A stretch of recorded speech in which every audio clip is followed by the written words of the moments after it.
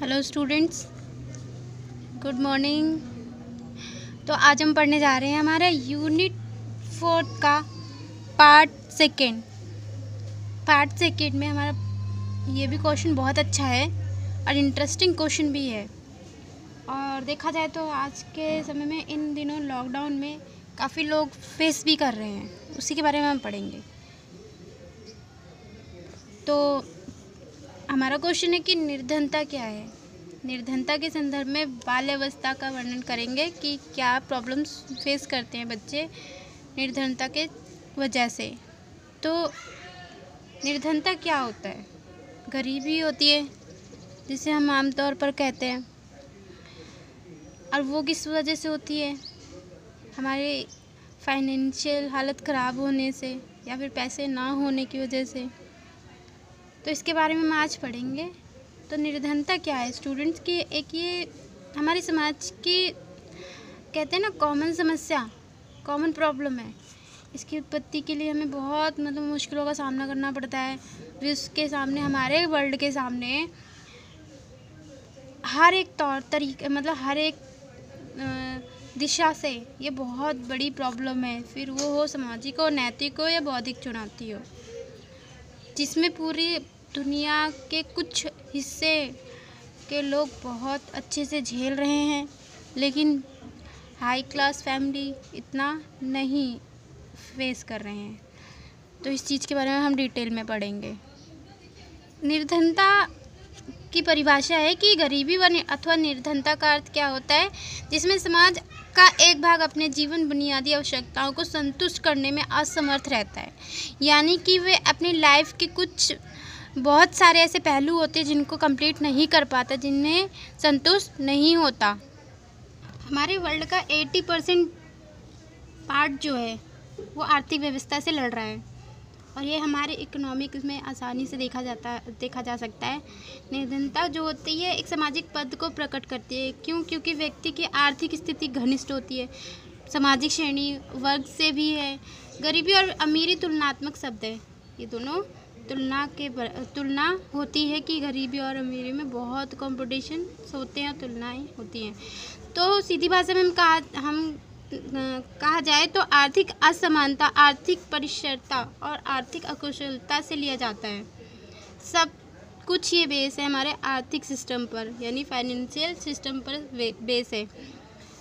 तो हमारे देश में कई प्रकार के ऐसे जिसका न्यूनतम जो है हमारे जीवन के स्तर से जुड़ा हुआ है। अमेरिका में निर्धनता की धारणा भारत से बिल्कुल ही अलग है। वहाँ के जो फाइनेंशियल सिस्टम है बहुत ही अलग है हमारे इंडिया से। क्योंकि अमेरिका में साधारण व्यक्ति कहीं अधिक ऊंचे जीवन स्तर पर रह रहा है, जहाँ पर हमारे यहाँ एक आम इंसान गरीबी से झेल रहा है, तो वहीं अमेरिका में उनका स्तर बहुत ही अलग है। उन्हें आप गरीब नहीं कह सकते सीधी भाषा में कहा जाए तो, जिसके लिए हमारे Gillian, Weaver, doctor Yogesh Attar, JD Goddard, इन्होंने अपने कुछ थ्योरीज दी हैं। अगर आपको इनके बारे में पढ़ना है तो आप मुझे कमेंट बॉक्स में कमेंट कर दीजिएगा, मैं आपको थ्योरी बता दूंगी। गरीबी आर्थिक सामाजिक दृष्टि से संक्षेप शब्द में कहा जाए तो व्यक्ति वह गरीब है जिसका अर्थ है कि वस्तुओं को नहीं खरीद सकता, वह अपनी ज़रूरतों को नहीं पूरा कर सकता, अपनी पसंद का ख्याल अच्छे से नहीं रख सकता।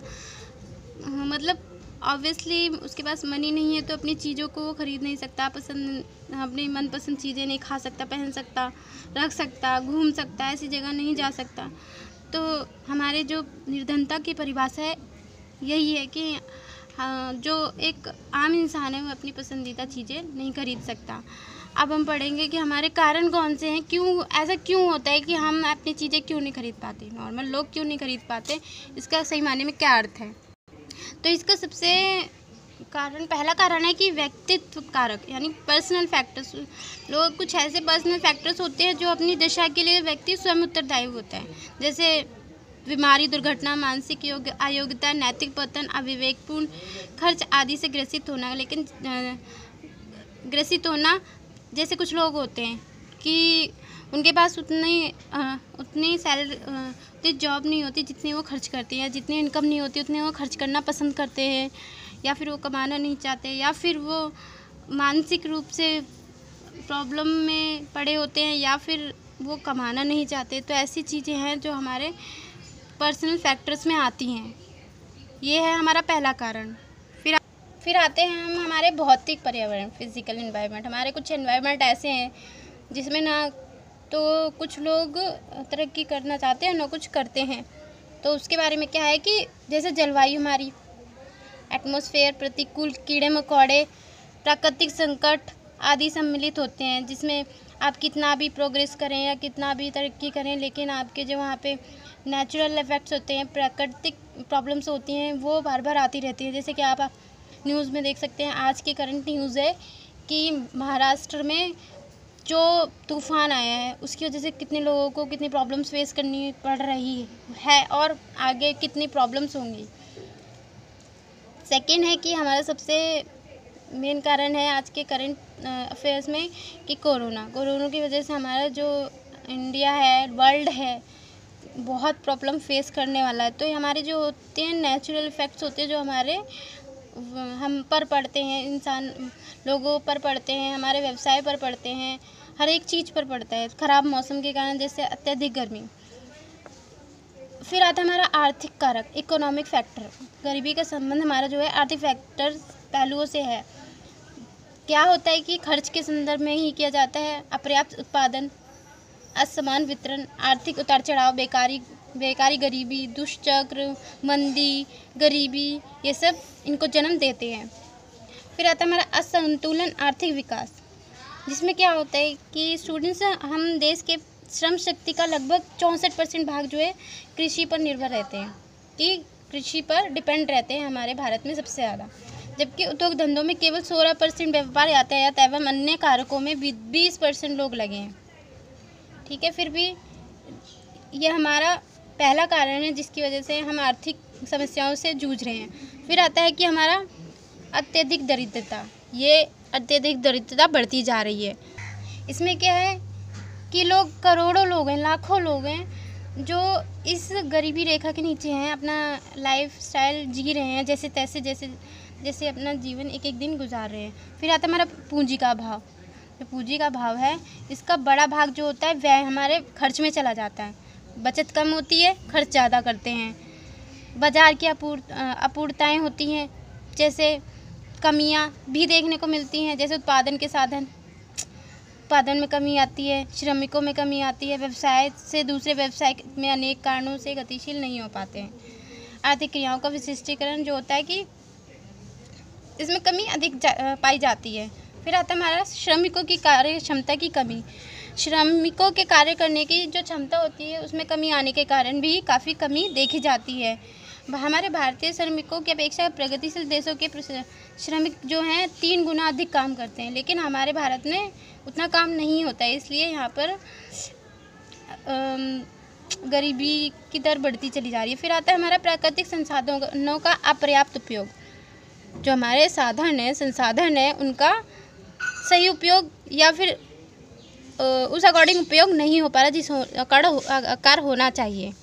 जैसे पशुधन हो गया, भूमि, खनिज संपत्ति आदि के क्षेत्र में भारत पर्याप्त धनी है, लेकिन इस अवस्था में भारतवासी साधनों को उचित ढंग से उपयोग में नहीं ला पा रहे हैं। हमारे भारत के पास है तो सब कुछ, लेकिन उसका सही उपयोग करना लोगों को उतना नहीं आता, कुछ ही लोगों को आता है। तो ये चीज़ कमी है हमारे भारत के अंदर। फिर आता है समुचित बैंकिंग व साख सुविधाओं की कमी। हमारे यहाँ जो शाखाएं हैं बैंकों की, उनमें काफ़ी कमी है, उचित ढंग से बैंक नहीं है तो उनमें प्रॉपर फैसिलिटीज़ नहीं है। तो ये सारी प्रॉब्लम्स हैं, सामाजिक कारक हैं, हमारे सोशल फैक्टर्स हैं जो हमारे समाज को करना चाहिए। ये सारी कमी, शिक्षा का सबसे कहते हैं कि ना फर्स्ट पॉइंट पर, वो कह सकते हैं कि फर्स्ट पॉइंट पर हमारे यहाँ शिक्षा की बहुत बड़ी कमी है, जिससे बेरोज़गारी बढ़ी हुई है और गरीबी भी। फिर आता है हमारा बीमारी तथा निम्न स्वास्थ्य के स्तर। हमारे यहाँ बीमारियाँ जो होती हैं भारतवासियों को अधिकतर घेरे रखते हैं। हमारे भारत में जो बीमारियाँ होती हैं सबसे पहले ही इंसान को इंसान के पास रहती है, जिसके कारण क्या होता है कारखानों आदि से उन्हें छुट्टी लेनी पड़ती रहती है। अक्सर वो छुट्टी ही लेते रहते हैं। इसमें उत्पादन जो होता है घटता रहता है, श्रमिकों को रोज़गार भी कम मिलने लगता है। फिर ऑब्वियसली वो छुट्टी ले लेते हैं फिर, और वो छुट्टी लंबी हो जाती है, जिसके कारण उनके रोज़गार भी चले जाते हैं। व्यवसाय में फिर प्रॉब्लम्स आती हैं, आयु में मृत्यु भी हो, यहाँ तक कि स्वास्थ्य स्तर के कारण कम आयु में ही मृत्यु हो जाती है। पैसा ना होने के कारण उनकी बीमारी बढ़ती जाती है, बीमारी बढ़ने के कारण उनकी मृत्यु हो जाती है। तो ये सब कमियां हमारे भारत के अंदर हैं जो नहीं होनी चाहिए। फिर है कि परंपरावादी समाज। हमारे इंडिया में क्या है कि परंपराएं बहुत मायने रखती हैं। प्रथाएं होती हैं, कृतियाँ होती हैं, अंधविश्वास पाए जाते हैं, बहुत बुरे प्रभाव व्यक्ति ये जो होते हैं कृतियाँ और अंधविश्वास हमारे लोगों इंडिया के लोगों पर बहुत बुरा प्रभाव डालते हैं। जैसे बाल विवाह, अब तो ये ऑफ हो गया है, इतना नहीं होता।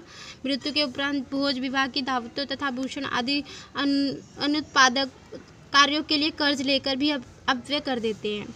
कई बार ऐसा होता है कि लोगों को कर्ज लेना पड़ता है, तो ये भी बहुत बड़ा कारण है कि जिसकी वजह से गरीबी बढ़ रही है। फिर आता है हमारा जाति प्रथा।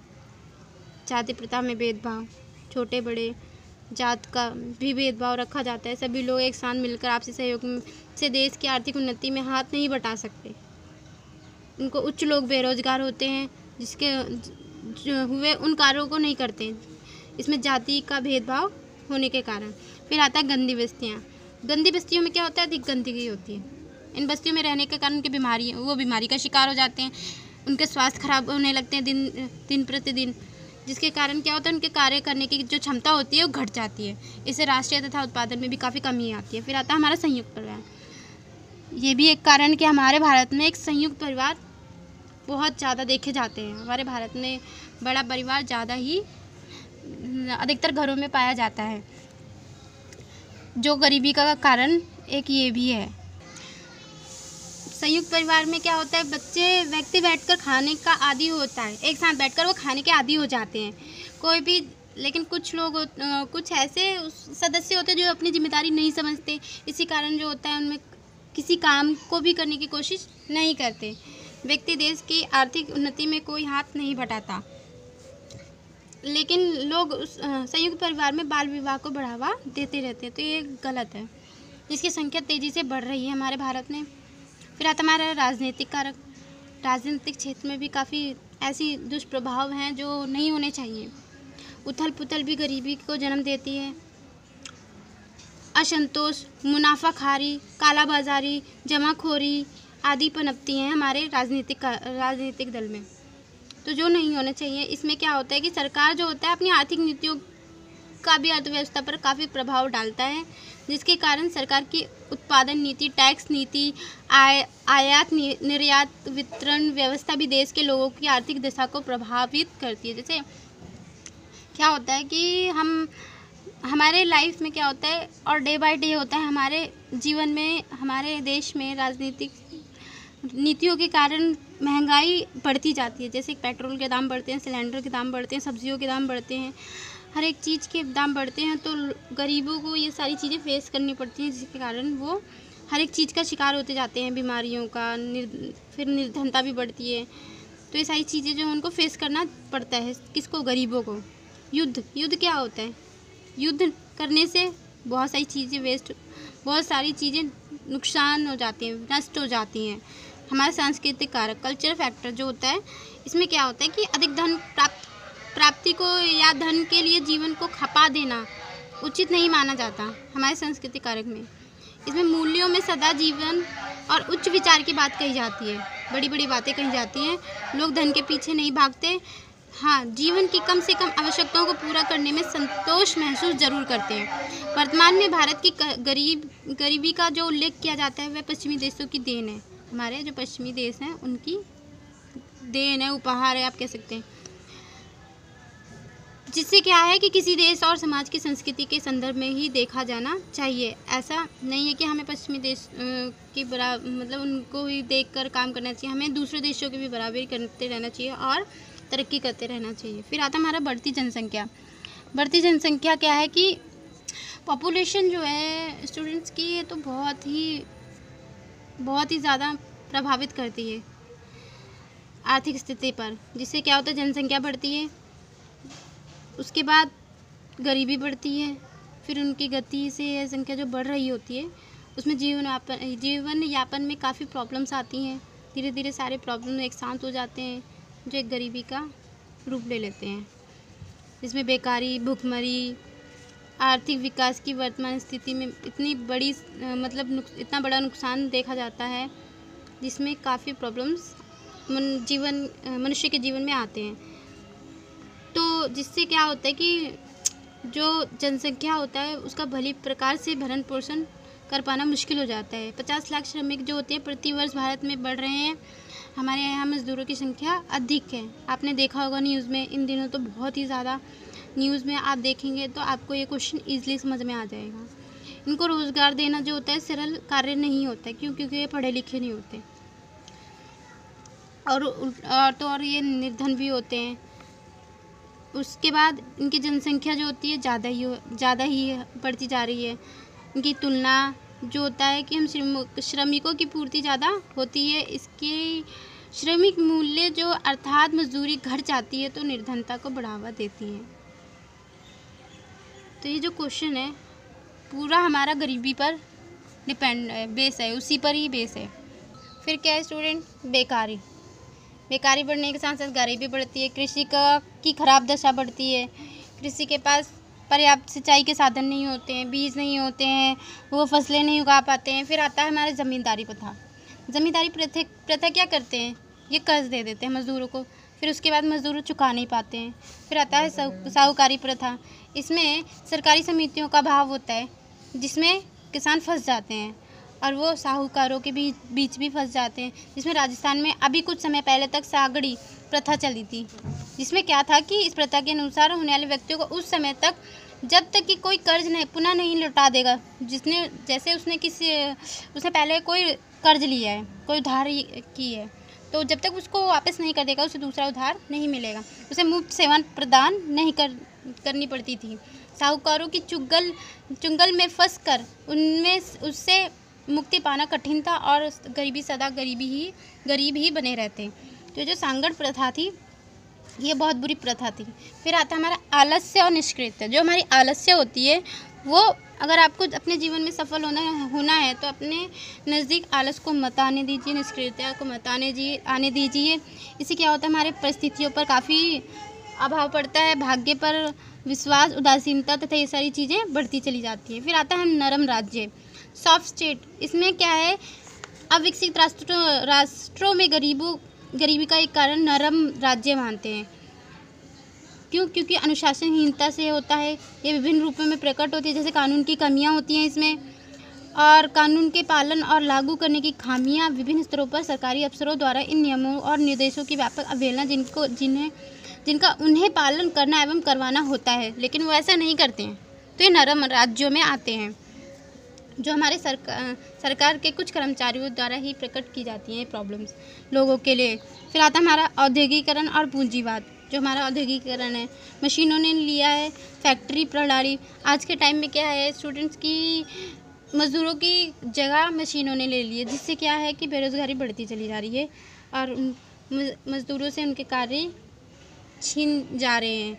तो इसलिए भी बेकारी बढ़ती चली जा रही है। अब प्रभाव क्या है, देखो प्रभाव क्या है कि निर्धनता के शारीरिक प्रभाव पड़ रहे हैं, कमियां बढ़ रही हैं, कमियों में को जन्म देती हैं। जैसे शारीरिक मांग के अनुसार भोजन नहीं मिल पाता। जो हमारे गरीब लोग होते हैं उनको जो चीज़ चाहिए होता है खाने के लिए, उनके स्वास्थ्य के अनुसार उन्हें वो भोजन प्राप्त नहीं होता। पौष्टिक की कमी होती है, जिससे कई बीमारियाँ उत्पन्न होती हैं। कुछ लोग कुपोषण के शिकार होते हैं। बहुत सारी बीमारियाँ ऐसी होती हैं जो उसमें चपेट में आ जाते हैं। तो ये निर्धनता के शारीरिक प्रभाव है। फिर आता है हमारे निर्धनता का बच्चों में के संवेगात्मक तथा सामाजिक विकास पर प्रभाव। इसका असर जो होता है बच्चों पर भी काफ़ी पड़ता है। क्या है इसका अर्थ कि बच्चों के संवेगात्मक तथा सामाजिक विकास पर क्या प्रभाव पड़ता है। अस्थिरता होती है, संवेगात्मक सामाजिक व्यवहार साथ साथ चलते रहते हैं। जो बच्चों के सामाजिक रूप से अस्थिर होते हैं वे समाज में अपना स्थान नहीं बना पाते। गरीब व्यक्ति की सामाजिक प्रतिष्ठा, पद, भूमिका आदि को प्रभावित करती है। अधिकांश बाल अपराधी हो जाते हैं, भगोड़े हो जाते हैं, चोरी चकारी करने लगते हैं। मानसिक रूप से असंतुलित बच्चे गरीब परिवारों से ही होते हैं। ज़्यादातर बच्चे जो होते हैं संतुलित, वो गरीब परिवार से ही होते हैं। फिर आता है हमारा निर्धनता का संज्ञात्मक योग्यता पर प्रभाव। निर्धनता का जो प्रभाव है हमारे संज्ञात्मक स्टेज पर कैसे, इसमें है कि जो निर्धन बच्चों का संज्ञात्मक विकास पिछड़ जाता है, उनको सीखने के अवसर काफ़ी कम मिलते हैं। जो गरीबी से जूझ रहे होते हैं उनको सीखने का अवसर बहुत ही कम मिल पाता है, क्यों हर एक चीज़ों की कमी होती है उनके पास, इसलिए उनकी विकास की गति जो होती है धीमी होती है। निर्धनता स्वास्थ्य पर बहुत ही ज़्यादा बुरा प्रभाव पड़ता जाता है। फिर आता है निर्धनता तथा बाल अपराध। बाल अपराध बढ़ते रहते हैं। गरीबी के कारण लोग अपराध करते हैं। अपराध तथा बाल अपराध के कारण कई अध्ययन इस बात को स्पष्ट करते हैं कि जिन लोगों ने अपराध किया वे गरीब परिवार के थे। हमारे इंडिया में क्या है कि जितने भी ज़्यादा भी केसेस आते हैं, जितने भी ज़्यादा मुजरिम होते हैं, वो गरीब परिवार से ही होते हैं। बच्चे अनेक वस्तुओं को प्राप्त करना चाहते हैं तो उन्हें आकर्षित करती हैं, तो जब वे सामान्य रूप से उन्हें प्राप्त नहीं कर पाते तो गलत रास्ता चुन लेते हैं, या फिर उससे चुनने की कोशिश कर उस आकर्षक वस्तु को पाने की कोशिश में वे ऐसे कोई ना कोई अपराध कर बैठते हैं। फिर आता हमारा गरीबी तथा बाल श्रम। जो गरीबी है वो हमारे बाल श्रम को जन्म देती है, जिसमें क्या होता है कई ऐसे छोटे छोटे बच्चे होते हैं या कुछ माता पिता ऐसे होते हैं जो अपने बच्चों को बाल श्रम पर भेजने के लिए मजबूर हो जाते हैं। जब बच्चे बचपन में ही कार्य करने लगते हैं तो उनका शारीरिक, मानसिक तथा सामाजिक विकास पर बुरा प्रभाव पड़ जाता है, तो ये नहीं होना चाहिए। फिर आता है हमारा कि निर्धनता तथा भिक्षावृत्ति, पॉवर्टी एंड बेगिंग। निर्धनता भिक्षावृत्ति के लिए उत्तरदायी है, क्योंकि बच्चों की मूलभूत आवश्यकताएं जो उनकी ज़रूरतें होती हैं पूरी नहीं हो पाती हैं। माता पिता को बच्चों से भीख मंगवाना पड़ता है, तो ये बहुत ही हमारे लिए शर्म की बात है। नशाखोरी, कुछ बच्चे ऐसे होते हैं जो नशे के चक्कर में आके अपनी पूरी लाइफ ख़राब कर लेते हैं। निर्धनता तथा अपवंचन, डिप्रिवेशन में क्या है स्टूडेंट कि इसमें सुविधाओं तथा अवसरों से वंचित होना पड़ता है गरीब बच्चों को, गरीब लोगों को, उनके परिवारों को। तो ये जो क्षमताएं होती हैं ये हमें मौका नहीं मिलता कि जिससे उनके विकास में बाधा आ जाती है। तो ये सारी चीज़ें जो हैं सिर्फ गरीबों के लिए हैं, और ये बहुत ही ज़्यादा है हमारे इंडिया में, वर्ल्ड में भी हैं, ज़रूरी नहीं है इंडिया में, और भी जगह भी हैं, लेकिन ये चीज़ें कम करने की बहुत ज़्यादा इस समय इम्पॉर्टेंट है कि इनकी प्रॉब्लम्स को कम किया जाए। स्टूडेंट्स, मैं उम्मीद करती हूँ आपको ये क्वेश्चन पसंद आया होगा और यह हमारे आज के युग से और आज की प्रॉब्लम से काफ़ी मैच खाता है, तो आपको इंटरेस्टिंग भी लगा होगा। तो इस क्वेश्चन को ध्यान से पढ़िएगा और अच्छा लगे तो अपने फ्रेंड्स में भी शेयर करिए और उनके साथ डिस्कस कीजिए। कोई भी क्वेरी है, कोई भी पॉइंट समझ में नहीं आता तो आप कमेंट करके मुझसे क्वेश्चन पूछ सकते हैं। Thank you students. और अगर आपको मेरी सारी वीडियोस देखनी है तो मेरे इस चैनल को लाइक करो, सब्सक्राइब भी कर देना, नीचे जो बेल आइकन है उसे प्रेस भी कर देना ताकि मेरी सारी वीडियो आप तक पहुंचती रहे।